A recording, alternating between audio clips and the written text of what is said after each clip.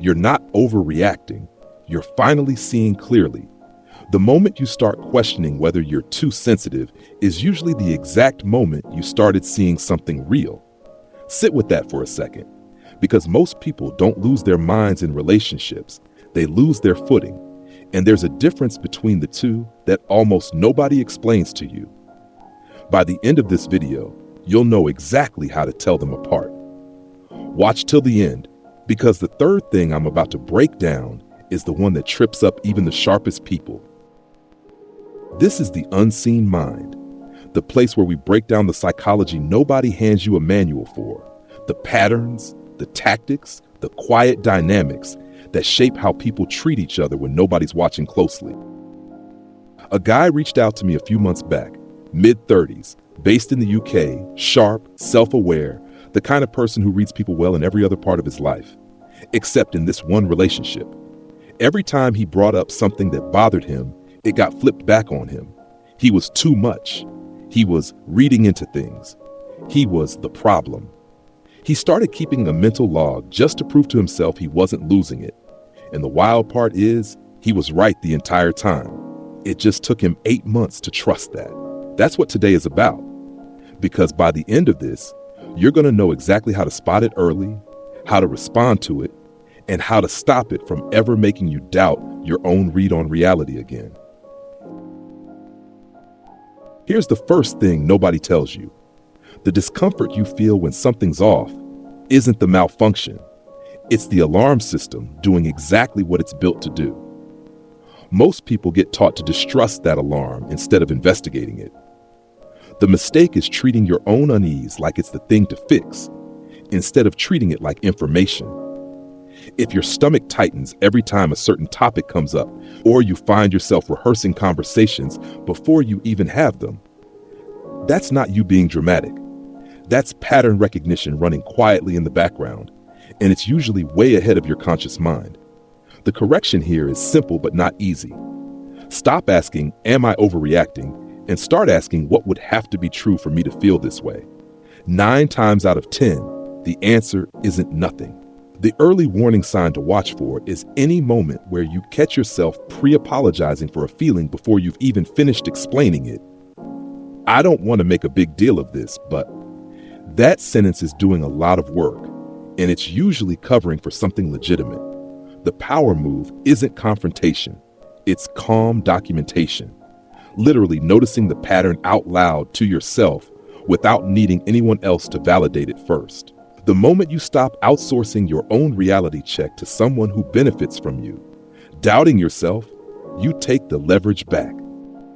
And this one's sneaky because it looks like the opposite of a red flag. Watch for how fast concern gets reframed as control. You bring up something reasonable, and suddenly you're insecure, you're jealous, you're not trusting the relationship. That's a redirect, and it works because nobody wants to actually be those things. So the conversation about the original issue quietly dies while you're busy defending your character instead. The correction is to separate the two conversations on purpose. Say it plainly. That's a separate topic.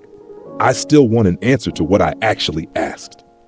It sounds almost too simple, but most people have never practiced holding a boundary that clean because they've been trained to think holding it makes them the difficult one. The red flag to watch here is any conversation that ends with you apologizing for bringing something up when the actual issue was never resolved. If you notice that pattern more than once, that's not coincidence. That's a strategy, whether it's conscious or not. The power move is refusing the bait entirely. You don't have to defend your character to ask a fair question. The second you separate, "Am I a good partner?" from "Did this specific thing happen?" you stop being an easy target for the redirect. And this is the one I mentioned at the top, the one that gets almost everyone at some point. It's the slow recalibration of what feels normal.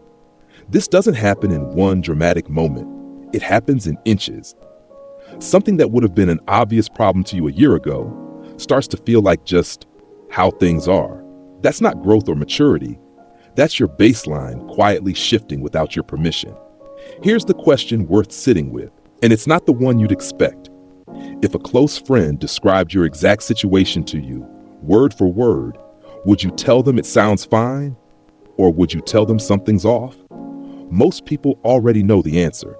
They just haven't let themselves hear it yet. If that question landed for you, tell me where in the comments. I read every single one. And I promise you're not the only person who just felt that in their chest. The correction is building in regular outside perspective on purpose, not to get permission to feel a certain way, but because isolation is exactly what lets a shifted baseline go unnoticed for years. The red flag is any relationship where you've quietly stopped mentioning certain things to your friends or family because some part of you already knows how it would sound out loud. The power move is reintroducing that outside mirror deliberately, not dramatically, just consistently, because clarity almost never survives in total isolation. It needs air. So here's where that guy from the UK ended up, because I promised you I'd close the loop. Once he started separating his discomfort from the label he'd been given for it, everything got quieter. Not louder, quieter. The arguments that used to spiral for hours just didn't happen anymore because he stopped needing permission to trust what he was seeing. That's the whole shift. It's not about becoming harder or colder. It's about becoming someone whose read on reality doesn't require anyone else's signature to be valid. Everything you just heard is grounded in real psychology, attachment theory, cognitive dissonance, the actual mechanics of how gaslighting operates in ordinary everyday conversations, not just the dramatic movie version of it. This isn't about villains, it's about patterns, and patterns can be unlearned the second you can name them. If any of this hit close to home, tell me which point landed hardest. I want to know, and I answer comments personally. Subscribe, hit like, turn on notifications, because next week I'm breaking down the exact phrase that separates someone who's actually sorry from someone who's just sorry they got caught. And you do not want to miss that one. This is The Unseen Mind.